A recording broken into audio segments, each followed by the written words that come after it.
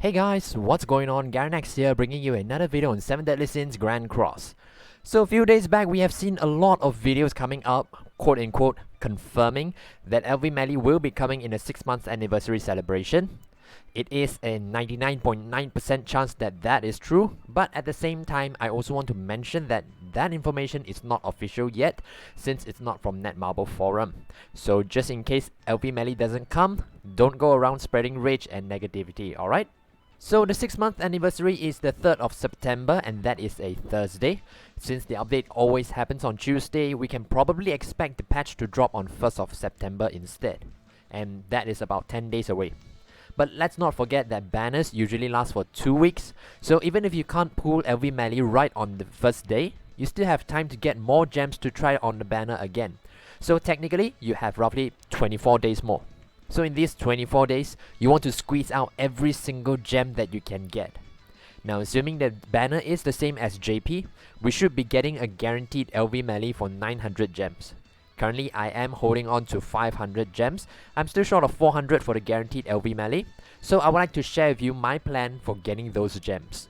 First of all, we get 6 gems every week from the login rewards, so you want to make sure that you are logging into the game every day, at least for the next 3 weeks, so that you can get 18 gems from here. I am in an active knighthood, so that is 1 gem per day, 7 per week. Across the 3 weeks, that would give me 21 gems. So if your knighthood is not active, time to get them to be more active, or join another knighthood that has at least 20 active members, and make sure you check in as well. When you help your members, they will help you too. Completing all the daily tasks will give me 4 gems per day, that is 28 gems per week. Across 3 weeks, that will be 84 gems. For PvP, I am sitting at Champion 5, which gives me 50 gems per week. I might try to climb higher these 3 weeks just for the extra few gems every week. Everything adds up, so that's roughly about 150 gems over the next 3 weeks. So all those will add up to 91 gems per week, and over 3 weeks that will give me 273 gems just by playing the game and doing the bare minimum.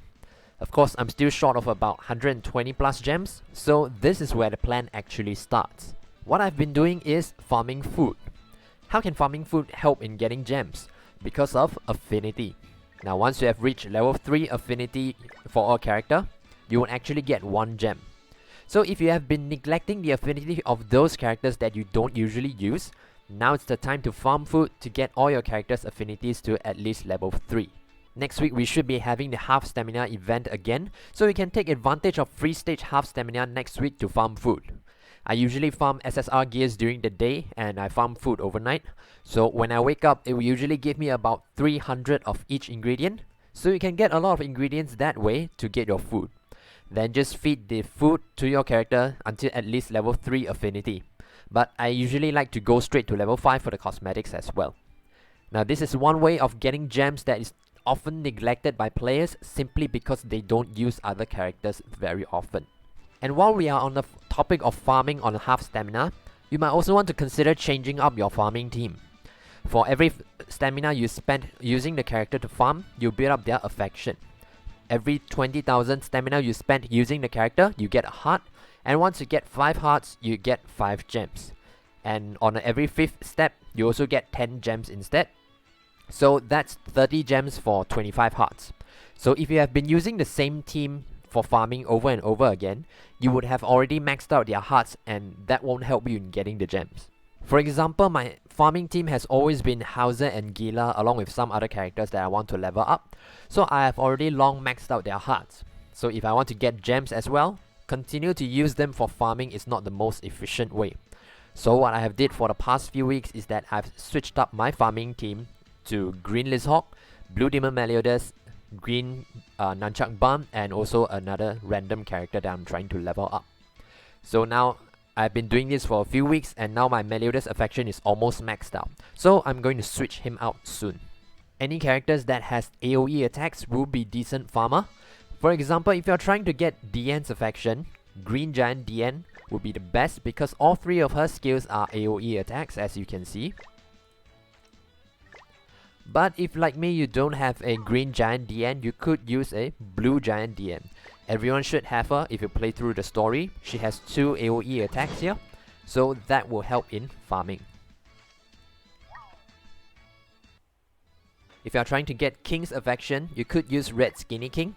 Again, all 3 of his skills are AoE attacks, so that will help speed up the farming. And if you don't have Red Skinny King, what I've been using is actually to use Green Fat King. Now Green Fat King has 2 AoE skills and a single target ultimate. And he works pretty well for me so far. So there are a lot of viable characters that you can use for farming. Yes, they might not be the most efficient in terms of farming speed, but you can definitely still use them to farm decently and get affection at the same time. And if you are wondering how to get the hearts, every time you get a new character, you get 1 heart, and when you maxed out their affinity to level 5, you get another heart. So for example, I have 6 versions of Elizabeth right here, and I've maxed out all their affinities. So if you go to the affections, you can see I have 12 hearts for Elizabeth. So if you change your farming team for next week's half stamina event, which we will usually be spending a lot of stamina pots to farm, that should help you in getting the affection very easily. Besides that, I haven't finished chapter 10 and 11 of the story quest, because the week it came out was the half stamina week, so I focused all my stamina on farming instead and haven't touched chapter 10 and 11 yet. So that's also potentially a lot of gems as well, so I'm going to finish up the story quest within the next few days. Last but not least, we of course have a lot of events also. So right now we have the final boss Meliodas and Elizabeth. I am aiming for top 15%, so that also includes the top 50% rewards, which are the 35 gems. Not to mention, there was also a Death Note released on 19th of August. To celebrate 20 million downloads, we are getting 30 gems over a week. And if you scroll down a little bit more, Netmarble will be implementing a system for players to get more gems. For every piece of SSR gear that you awaken to 5-star, you will actually get 1 gem. And that also includes all the previous gears that you have already awakened. So that is another method of getting gems as well. And in this Death Note, they also mentioned that there will be Hell Demon raids coming soon. So that will let us farm the cosmetic upgrades material to upgrade our cosmetics. And also the Awakened Lilia boss battles will be coming soon as well. So that is my plan for squeezing out every single gem before and during LV Meli's banner. If you're in the same situation trying to farm gems, you could follow my plan as well. Also, you can go back to chapter 1 through 6 and see which Hawk run you haven't done yet. That will give you 1 gem for the first time clear also. If you wish to discuss further how to farm more gems, consider joining my Discord, link will be in the description below. We could discuss and see if there are other ways of farming gems. And if you have any other tips you would like to share with other players, feel free to comment down below. If you find this video helpful, please give it a thumbs up and subscribe to the channel for more 7 Deadly Sins Grand Cross videos. That's it for today. Take care and have a great day ahead.